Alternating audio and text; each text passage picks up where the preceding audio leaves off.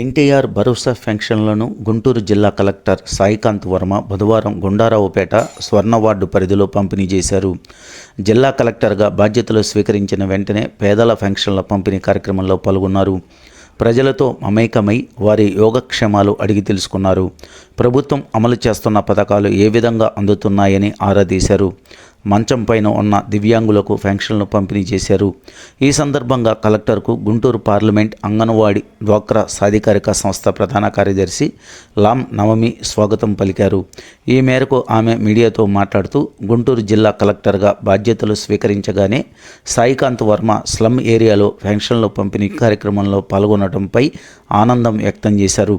ఈ కార్యక్రమంలో 23వ division TDP అధ్యక్షులు లాం వర్ధన్రావు అధికారులు పాల్గొన్నారు.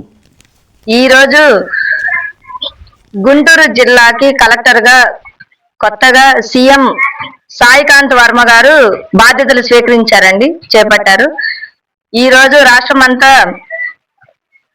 ఎన్టీఆర్ భరోసా పెన్షన్ పంచడం జరిగింది. దాని నిమిత్తం ఈరోజు కలెక్టర్ గారు బాధ్యతలు స్వీకరించిన వెంటనే గుంటూరు పశ్చిమ నియోజకవర్గం 23 డివిజన్లో గుండారావుపేటలో పెన్షన్లను పంచడం ప్రారంభించారు. ఆయనకి ఘన స్వాగతం మేము పలికాము.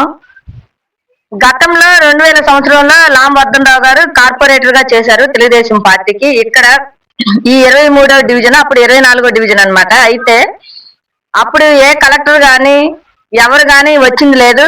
ఫస్ట్ టైము ఇక్కడికి కలెక్టర్ గారు వచ్చారు. ఇట్లాగా అంటే మురికి వాడలాగా ఇట్లాంటి ప్రదేశాన్ని కూడా పట్టించుకునే వాళ్ళు ఉన్నారా, అసలు ఫస్టే రావటం మాకు చాలా సంతోషంగా ఉంది.